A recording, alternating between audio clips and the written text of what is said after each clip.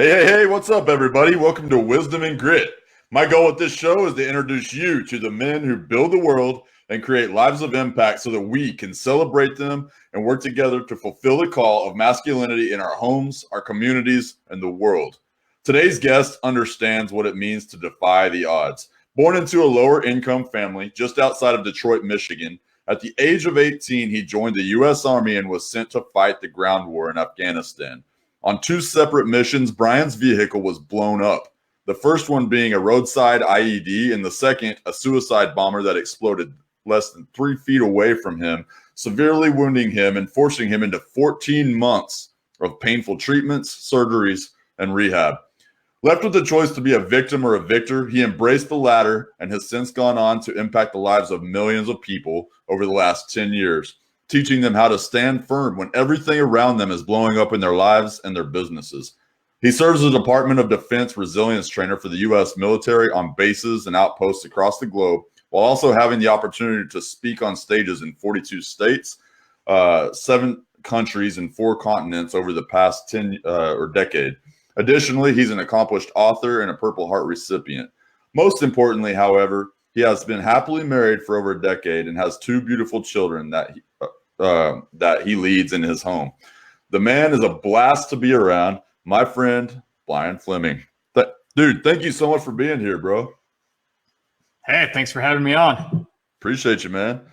Yeah, so first of all, I really appreciate you jumping on last notice. I had some of the other guys know that we had another guest scheduled, and he had to shift his schedule around. He had some travel stuff coming on, dude. So you so graciously came in, man, like a champion that you are, and kind of stepped up, dude. So really appreciate it. Hey, people need to make sure they make themselves available. We miss a lot of opportunities in life because we don't make ourselves available. And I just happen to have this hour available. So I'm glad to be here. Yeah, man. So we've been hanging out quite a bit since the first time I met you. I saw you speak live at one of the events here in Grapevine at one point, and we ended up becoming good friends throughout that. And I really enjoyed getting to know you. And I can honestly say that the man that you are on stage and that you are on the videos and all the stuff that are out there is the man that you are in person. And, the amount of sheer trauma that you endured just through what you went through. And I know you probably don't see it that way necessarily or whatever else, but I think from most people's eyes, they would see it that way, dude. Like, how did you end up kind of walking away from that with your sanity intact? Well, that war built me. A lot of people are destroyed by war. But the things that came against me, the injuries, the 2nd and 3rd degree burns, the head trauma, the traumatic brain injury, the post-traumatic stress, the headaches every day, yada, yada, the short-term memory issues, that all built me.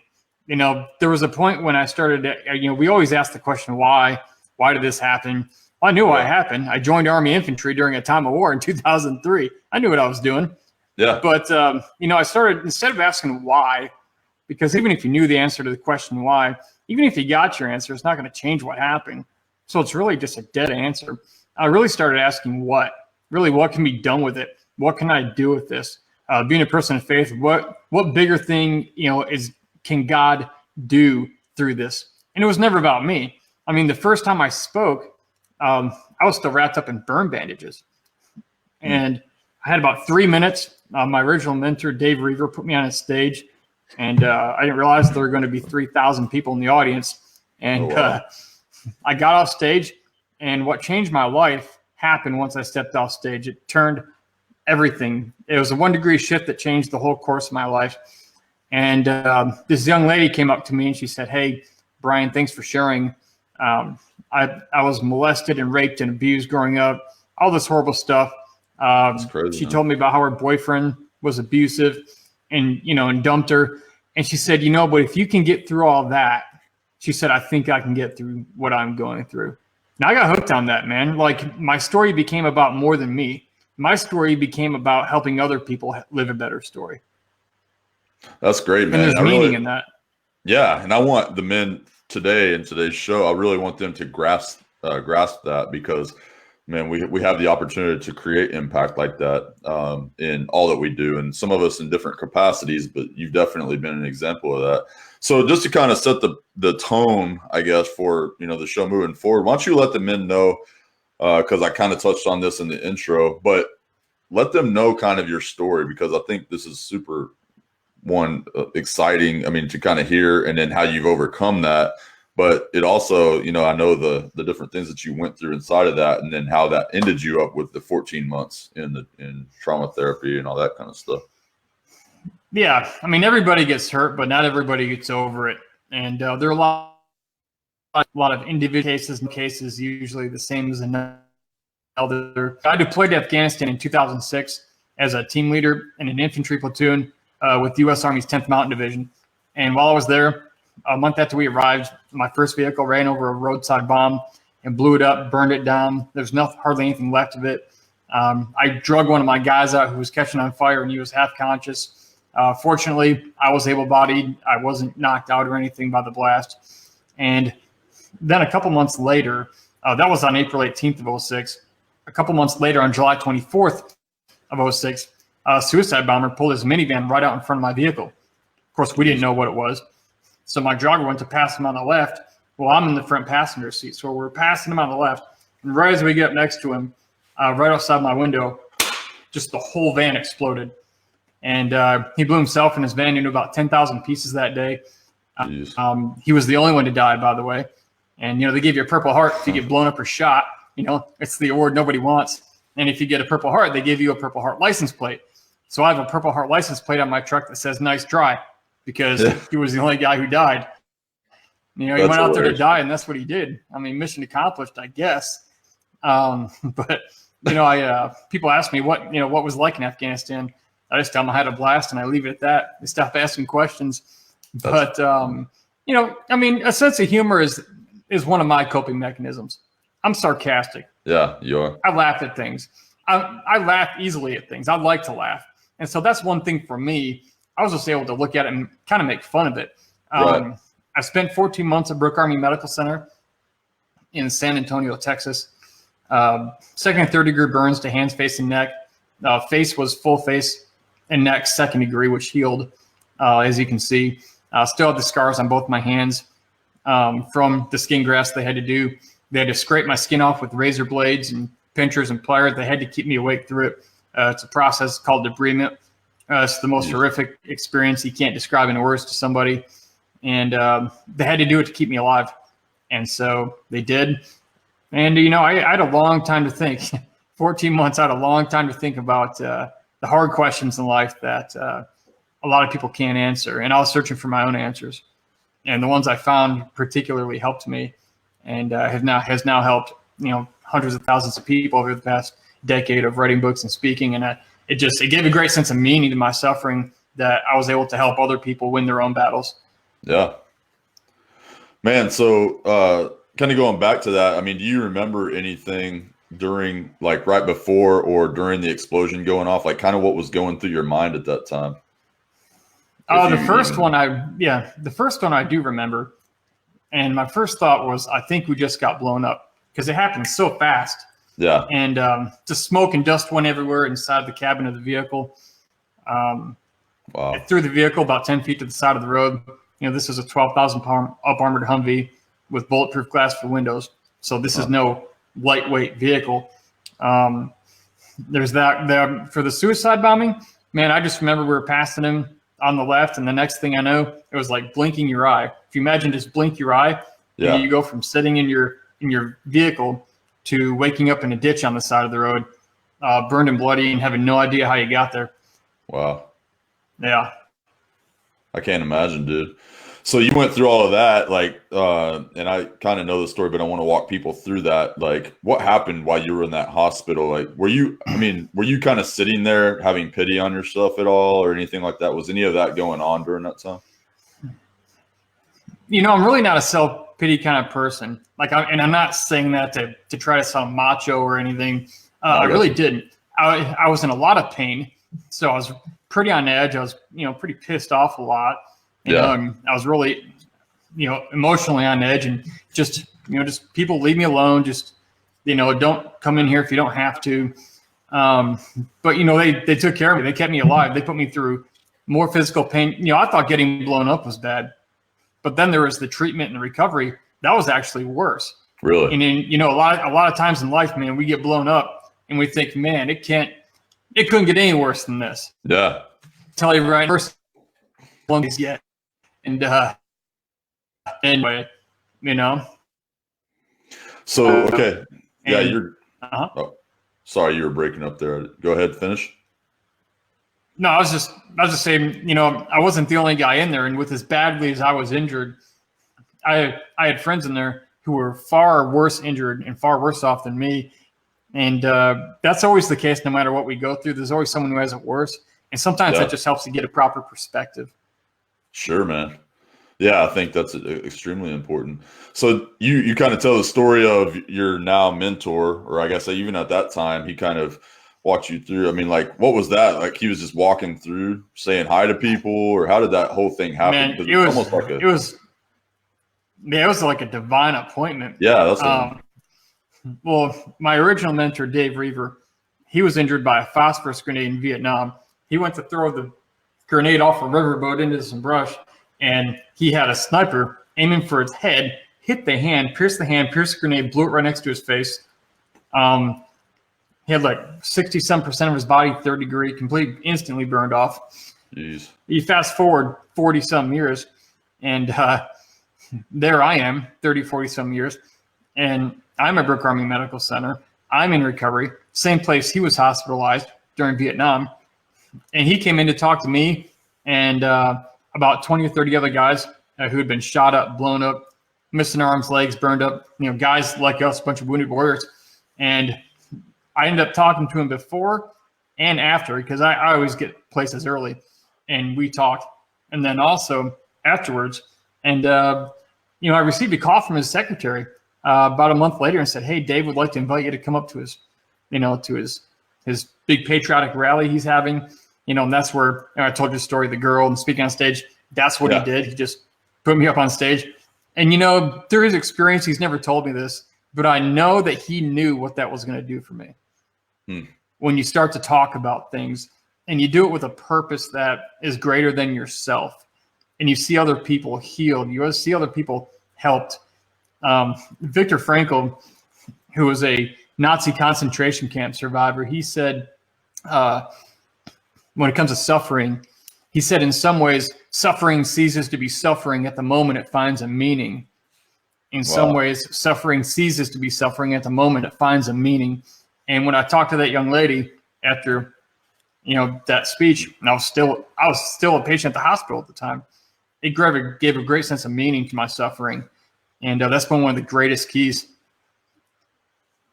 So yeah, that's an interesting deal on the man's search for meaning thing. I'll put that in the show notes too.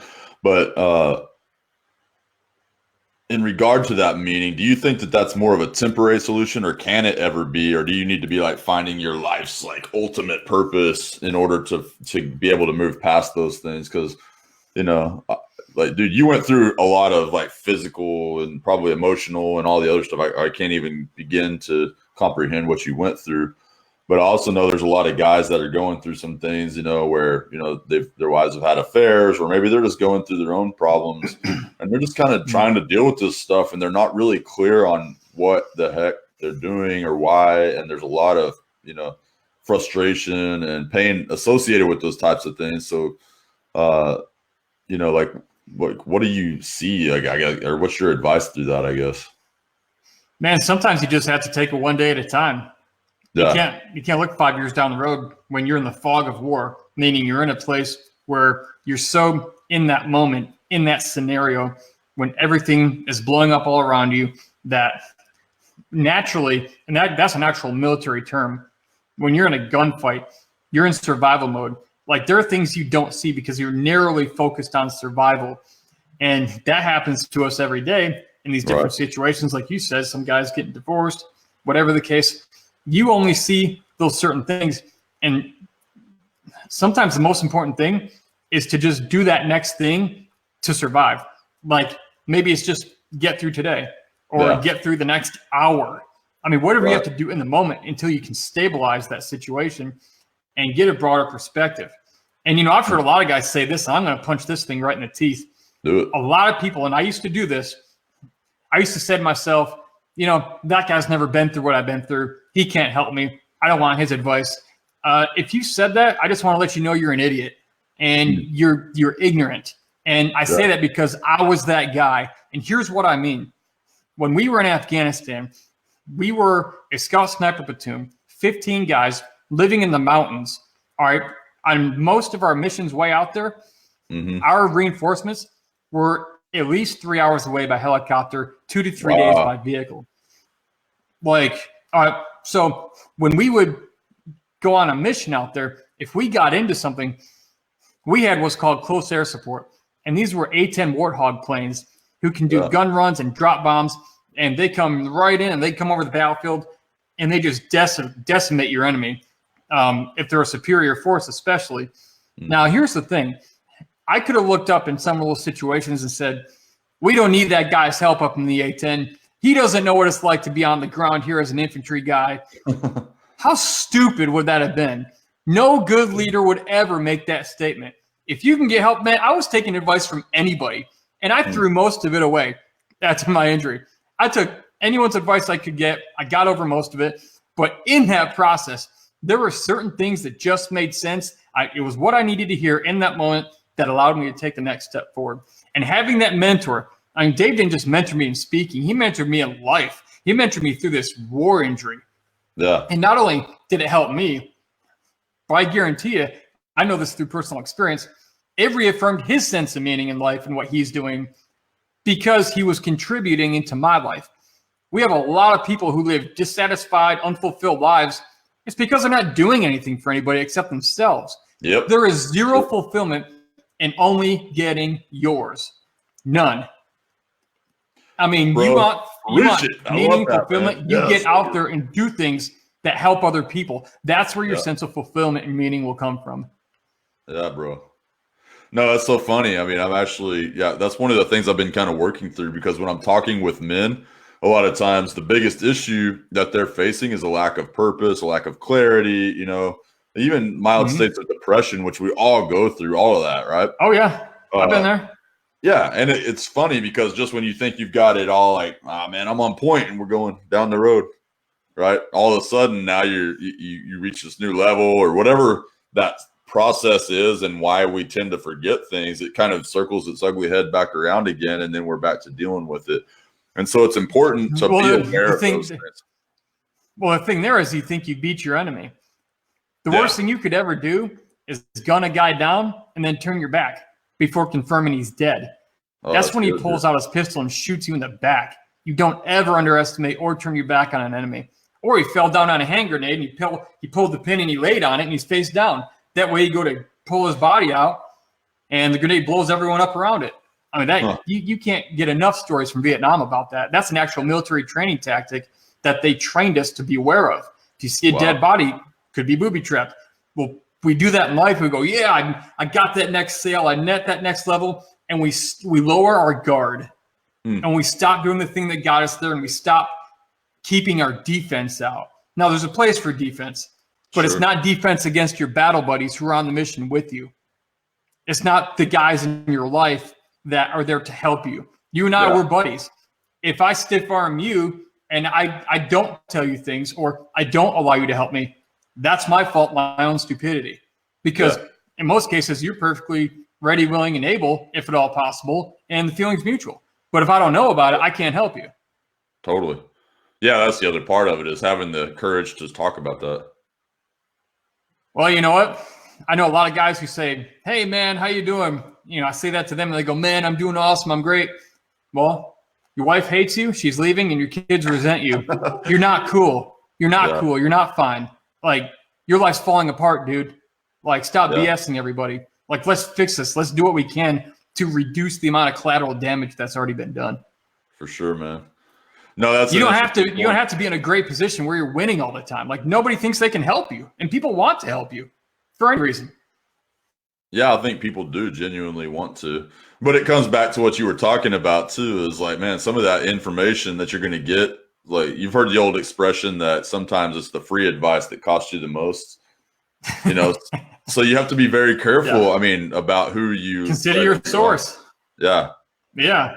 I mean, there are plenty of times I keep going back to the war zone, but you know, if we're going to call in an airstrike on a building, we have to have what's called like a 10-digit grid, where that means when you drop that bomb, it's landing within like 5 feet of where it's supposed to. Dang. If you have the wrong grid coordinate, you end up blowing up the wrong building and killing the wrong people. Yeah. Don't do that in your life. Dude, it's the small details. For sure, man. No, it definitely is.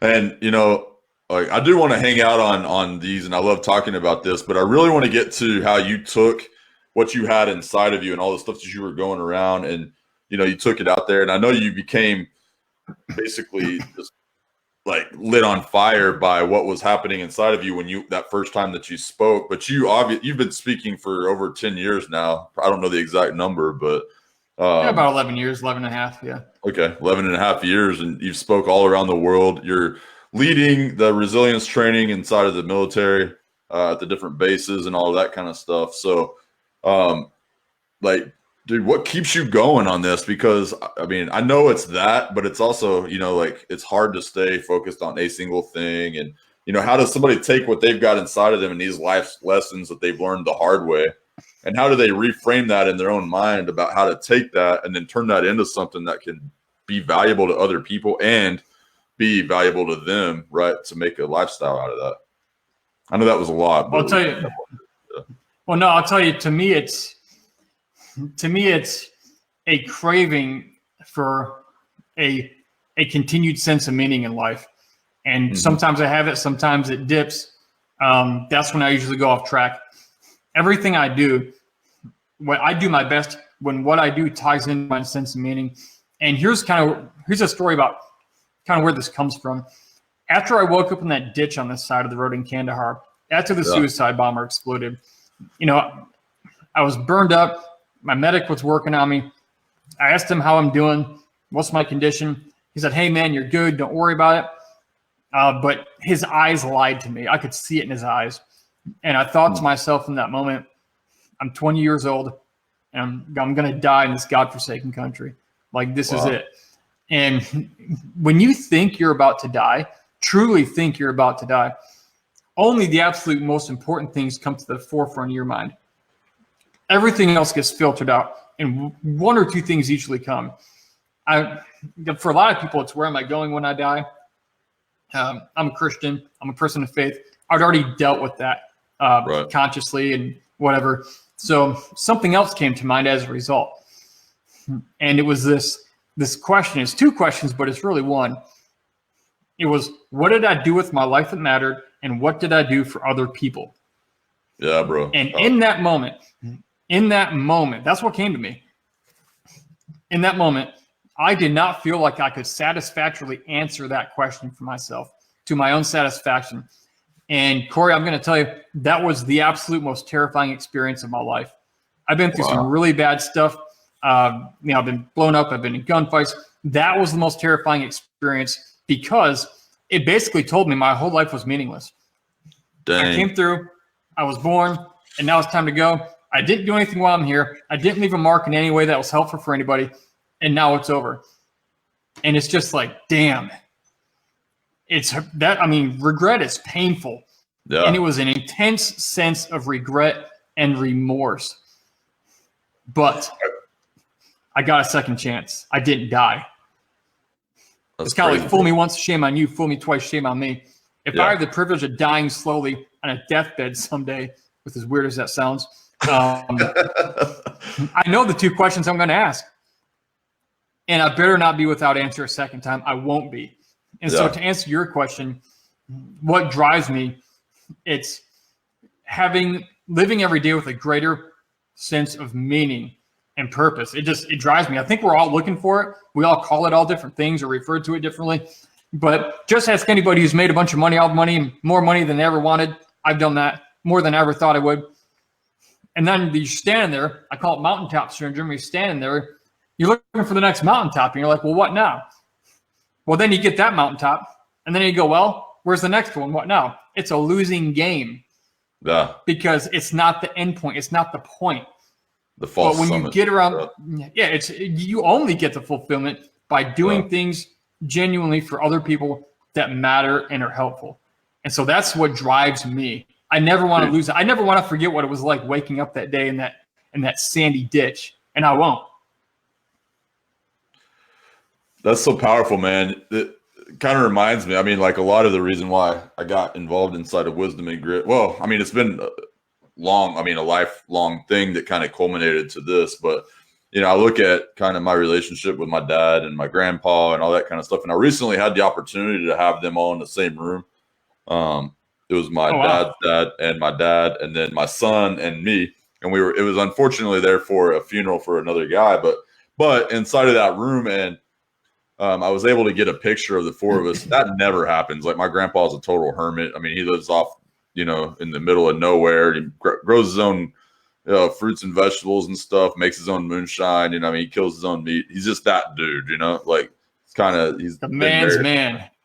Yeah, it is. He was a Marine. You know, in a lot of ways, I like that. But, and then there's other ways where, you know, I asked him, I was like, he's almost, I guess he's somewhere around 80 something years old. And I'm not trying to disrespect him, but I just realized a lot about character inside of that deal. And I was like, what's the biggest thing you've learned, you know, in your life? Because, I mean, being in your 88 years old or whatever, you know, and he's like, he looks at me and he's like, I don't know. And he kind of tapped me on the chest and walked off just kind of laughing, you know, and I was like, I hope I never end up like that dude. You know, I mean, it was just total, I was disgusted by it, to be honest with you. I don't have a strong relationship with him anyway, but, you know, and I think a lot of the same mistakes my dad made in his life. And I'm not trying to bash these guys. I'm just being very honest about the deal. But, like, what I've seen was the biggest issue was that selfishness, man. Wow. There's nothing driving their life outside of, you know, their own identity caught up in what they do for a living, or, you know, how it benefits them in some way, right? If it's to help other people. Yeah, I mean, that's missing the boat, man. Like, that's missing the boat. And when you do it non-selfishly, you can do 100 times what you couldn't do selfishly. And it oftentimes doesn't take as much effort on your end because other people want to jump in and carry the load for you. Yeah. It's amazing. Yeah. Well, yeah. And then just not to mention the level of like fulfillment you get in an environment like that. I mean, it truly, I don't know that you really are living at all, even with, you know, like you may not die happy that way, but you've never really lived in the first place until you've lived like that, you know? So, and that's a learned thing. So, like, I wasn't always there. Like, I wasn't always at this point to realize that. And I think that's why in Afghanistan, I felt the way I did when I thought it was over. Because, like, I had been on that other side. I just didn't know any other way. And now, because of other people and situations, I've learned to be more this way, like you are. And it's the better way. What's so crazy to me about that is you were a kid, 20 years old, man. Yeah. I mean, like, and that was what was going through your mind. Like, you hadn't had the chance that most, like, when did you go in? You went in at 18, right? So, like, you had already been kind of, like, you missed, like, where most people were out just kind of, you know, jacking around and doing all this and trying to live their life and gain experiences. You're out there, like, literally face to face with, you know, life and death scenario. Yeah, I had some learning experiences. Yeah, they were just a little bit more intense, right? Yeah. So experience is not typical. Yeah. But the fact that just, it boggles my mind that was what was going through your mind in that moment, right? Versus, you know, and I didn't choose to think that. That's just what for me. That's just what appeared.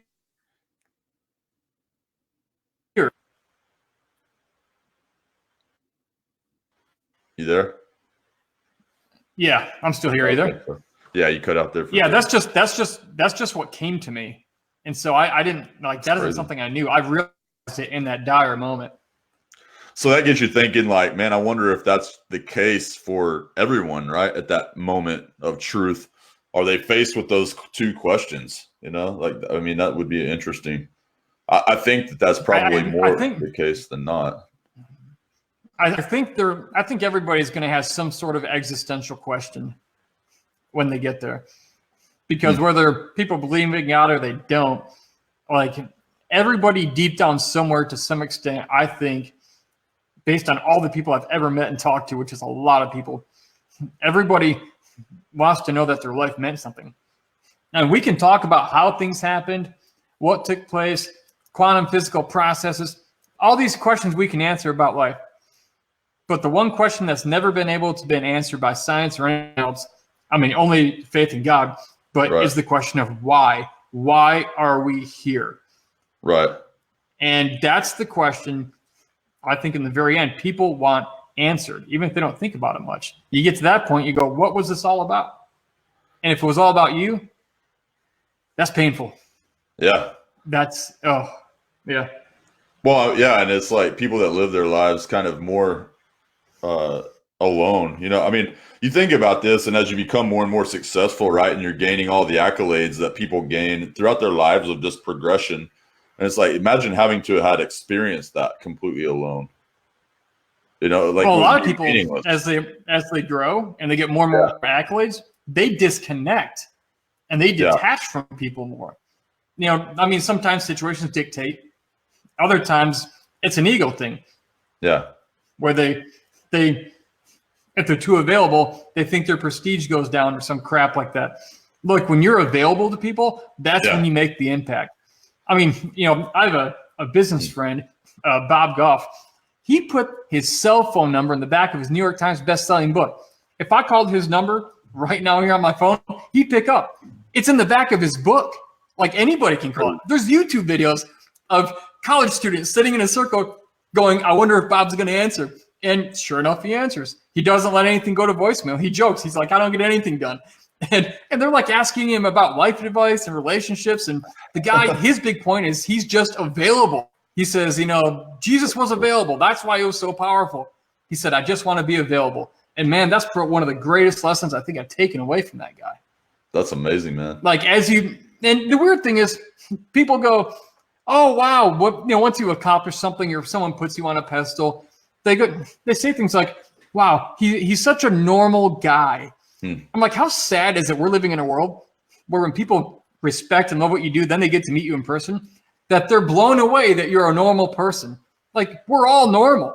Like, how sad is it we live in a world where when you're just a normal person, like, it stands out.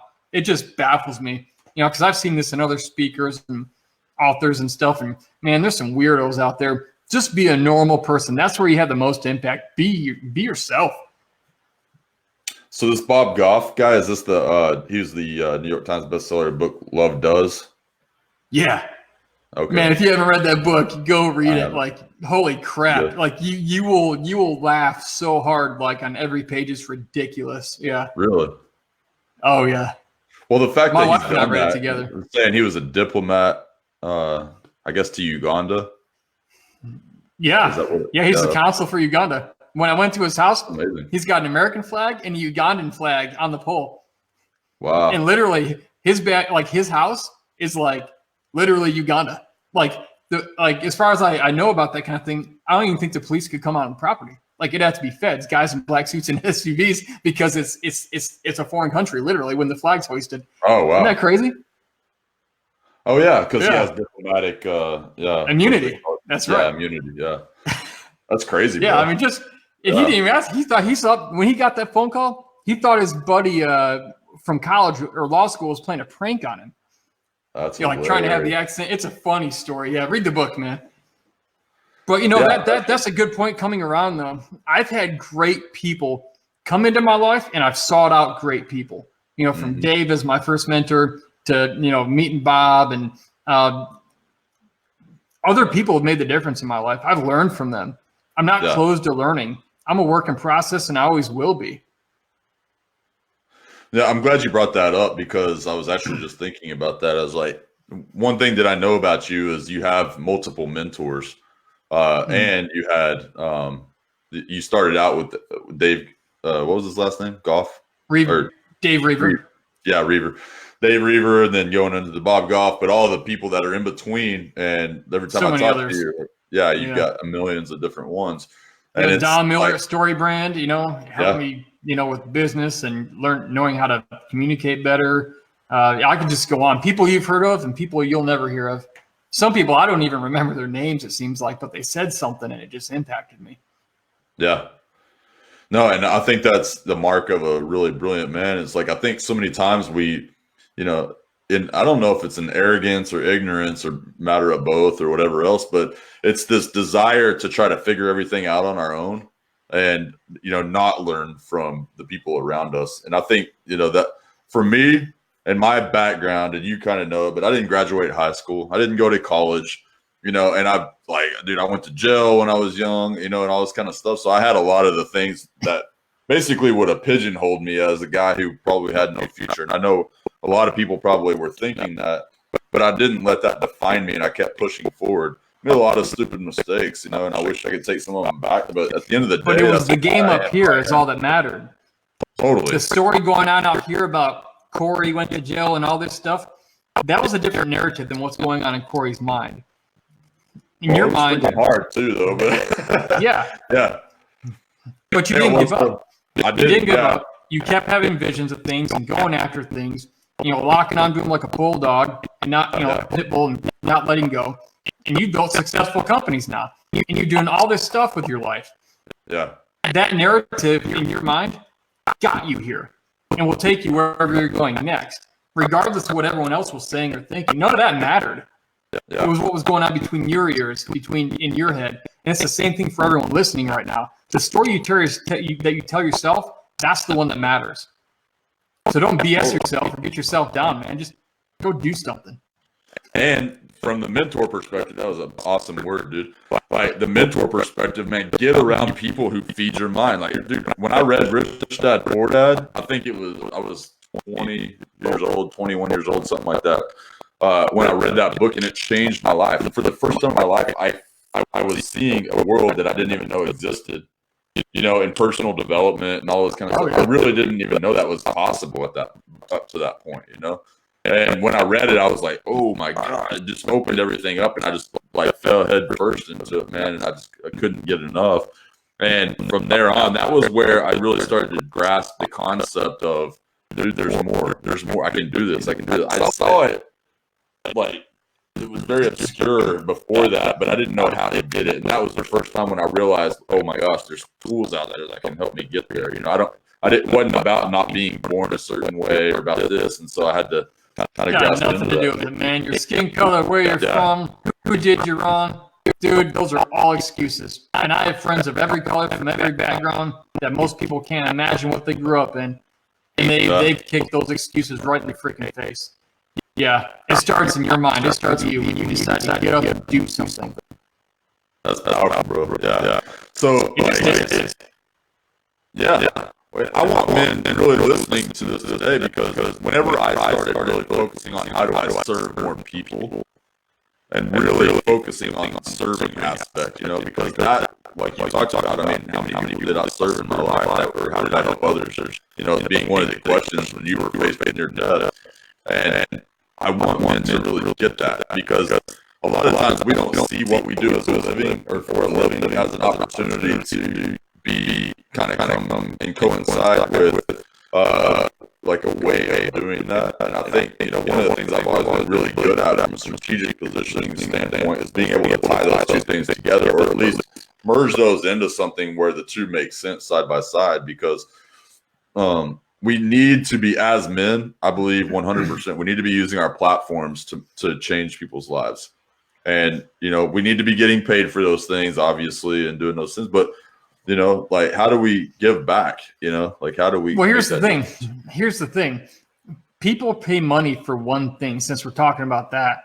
Yeah. People pay money to solve problems. Find problems people have and put a premium on the solution that you're going to offer to fix it for them. Okay. That's good business. It helps them. It helps you. Yeah. I mean, I was just going to say what that's worth is depending on what it is and how bad it hurts. I mean, if you have to have a tooth extracted, a wisdom tooth that's killing you, how much money are you going to pay to get out of that pain? Pretty much any amount of money to get out of that pain as quickly as possible. I mean, so there's, you know, what's it worth to solve a problem for somebody? Sometimes I've done it a lot for free just because I felt led to help somebody.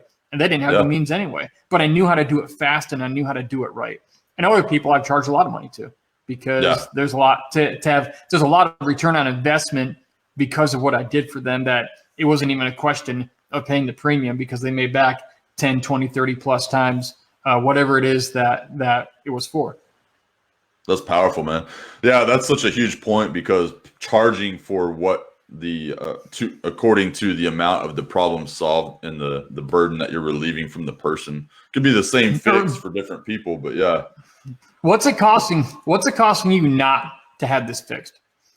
Totally. You know, some people say, some guys go, I don't need marriage counseling. I'm not going to marriage counseling. How much does a divorce cost? Is it more than $50 an hour for a couple months? Yeah. I've never been divorced, but man, I know some people, man, they've done it 4 or 5 times. It's like a hobby.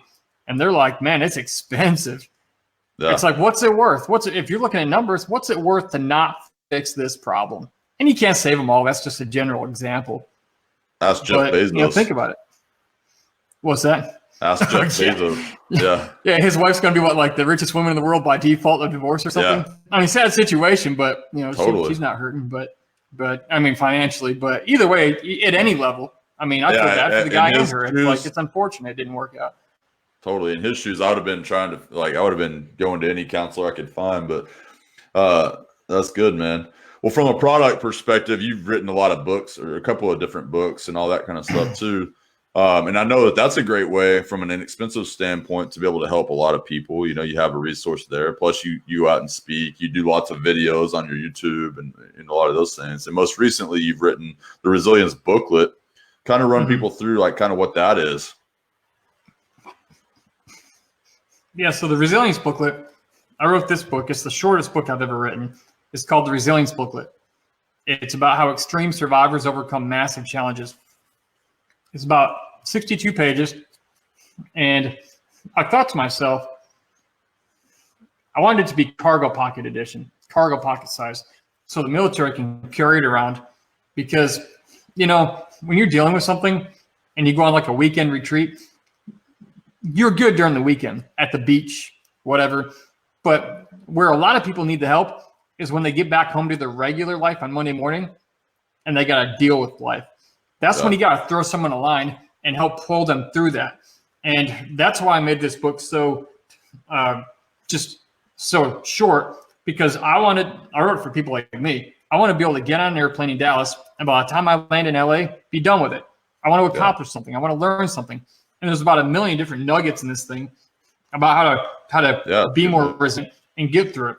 I wrote this book based on a talk that I gave last year up in Boston. By the way, go to resiliencebooklet.com, resiliencebooklet.com. You can get one for free. Just pay a flat $7 shipping fee, and that's it. You get a bunch of bonuses, the audiobook, the ebook, and a video series. But I wrote this book based on a talk I gave to 400 mental health professionals. These are all PhDs, counselors, and such, up at a university just outside of Boston. And I took that because it went so well, and I turned it into the Resilience booklet. And this is practical. Basically, what do the world's most resilient people all have in common that they do to get through the tough stuff? I've learned from friends who are abuse survivors. They've lost loved ones. They've been to war. They've been burned beyond recognition. They're missing 1, 2, 3, or all limbs.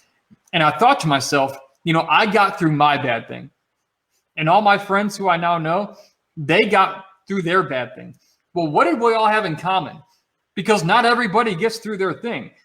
And so I condensed it down into a handful of lessons, including the top 3 habits that I found to be the habits of the world's most resilient people. And this applies to anybody's life and situation. Just go to resiliencebooklet.com. You can check it out, read it. Be sure to grab one. If you don't want it, you know, grab one for somebody in your life who's suffering right now, who's hurting, or someone who's in the military. But there's enough in there that'll change your life. It's practical. It's real. It's based on my own experience. I didn't read about this stuff in a book. Like, I went through hell, climbed out of it, and knew a bunch of other people who did. And I just condensed down what we all did to get above it. Yeah. That's powerful, man. So speaking of that, like the cargo short thing and all that, like you're going around and you're speaking to these different military outposts and things like that and talking to these guys on resilience. I mean, obviously veteran suicide is a huge issue. Like, oh yeah, what's really driving that? I mean, like from the resilience aspect, it's not that they're not strong, right? You know, it's a number of things. It could be a pre-existing condition. It could have been a combat stress thing. It could be financial and marital problems. I was talking to last week. I was talking to an Air Force official out of San Antonio down at the base there, and he told me that in the last 3 months, so it's March now. In the last 3 months, the Air Force alone has had just as many suicides in the last 3 months as they did all year last year. That's crazy. I think the number was 58. Just 58 too many. There are a number of different things. The bottom line with suicide is that people feel hopeless for their situation. They don't think it'll ever end and that there's no way out. And that's almost never the case. But again, earlier I talked about the fog of war. When you're in the battle, you can't always see the big picture. When you're on the ground fighting, you can't see what the A-10 pilot can see up here. That's why you got to get other good people in your life, because they can see things you can't, that can get you out of there before the enemy overruns you and destroys you. That's really powerful, dude. I'm just trying to. But, you know, and that thing to do with meaning, people who feel like they still have something to do in life, they don't kill themselves. They're not done doing stuff yet. They still have something to do. And that's another reason why it's so important, because it will defend you against this and the things that'll lead to that. Man, that's powerful, dude. Like, yeah, and I know, like down in our area, the Dallas-Fort Worth area, there's a ton of different organizations that are trying to combat military veterans or vet suicides and active duty too. And I don't know if you saw or not, but the president just recently put a task force together. He signed an executive order for a task force to work on that, you know, from the governmental level. So I thought that was pretty cool, man. That's totally cool. Yeah, hopefully. Yeah, we need to do something about that. So I'm glad we got a leader at the top that's pushing stuff like that. Yeah, me too, man. Yeah. He's killing it. And no matter what you think about him, you know, as a president, like anybody who's going to do that, you know, for our men and women in uniform, especially to see a problem like that and then find a solution for it. You know, that's definitely should be regarded. And nobody's going to agree. No one's going to agree with every politician. No politician is going to get all of it right. But I have noticed he in particular has done several different things for military and the defense industry that affects the military. And, you know, I mean, you know, it's good to play defense or to play offense in life, to go attack what you're trying to do and to overcome it. But there's a time for defense. And if you've been on a football team, well, if you're a quarterback and you got no one defending you, you know exactly what's going to happen. You're going to get smashed. Right. And, you know, these resources and things like that, sometimes it's just another brick in the wall of your defense that can end up saving you. Totally. Yeah, and I think we need to do as much as we can inside of that. So, man, dude, this was an awesome conversation. We're kind of winding up on that time, and I know we're actually going to meet up here in a little bit anyway in person. So I want to make sure we're good on that. But why don't you tell everybody kind of watching, first of all, thank you, man. Like, I always value just our conversations and your friendship and everything. Same here. Just awesome to have guys like you in our lives. But so why don't you let all the guys know where they can find you, and guys, definitely follow him, because like a lot of the videos and stuff like that he puts out are just gold after gold after gold. So go ahead. Yeah. If you want to join me on Facebook, that's where I'm most active, Facebook and Instagram. It's just facebook.com. If you go to Facebook, just Brian C. Fleming. My middle name is Christopher, so Brian C. Fleming.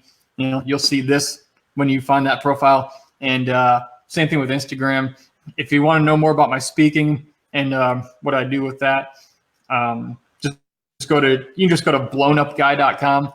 Easiest way to remember it. I'm Guy. I got blown up. I'm not the only guy I got blown up, but I'm just the guy who thought it'd be funny to have a website called blownupguy.com. All right, so remember, humor, coping mechanism.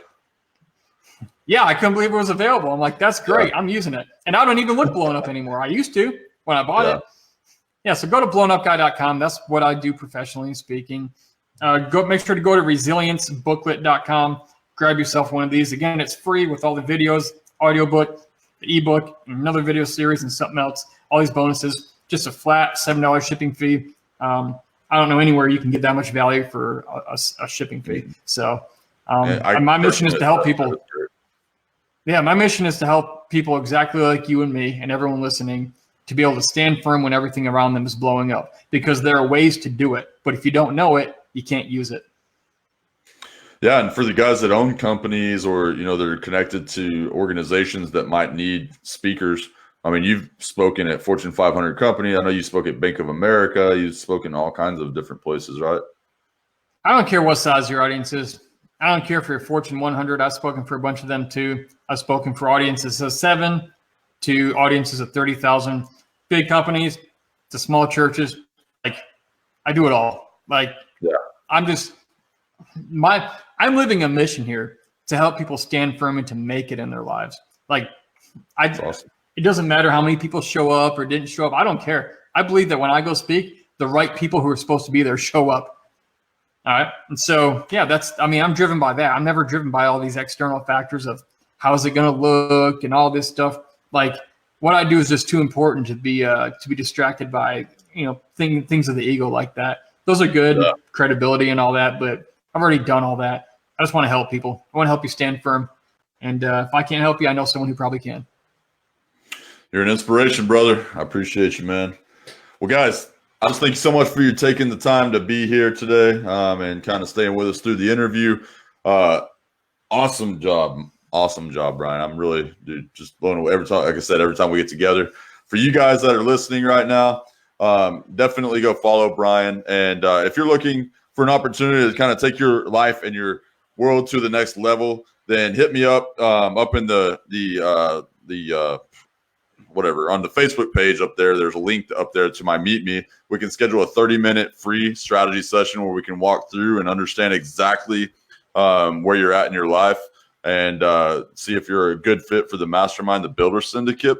There's a lot of great men inside of there, and a lot of what Brian was talking about is that coming side by side with other men in your lives who can see the best in you and call that out, and then also hold you accountable along the way. So that might be a great fit for you if you're kind of in a situation like that. Again, Brian, thank you so much for your time here today. And men, thank y'all for the opportunity to be here and share some value into your life. Y'all have a wonderful day.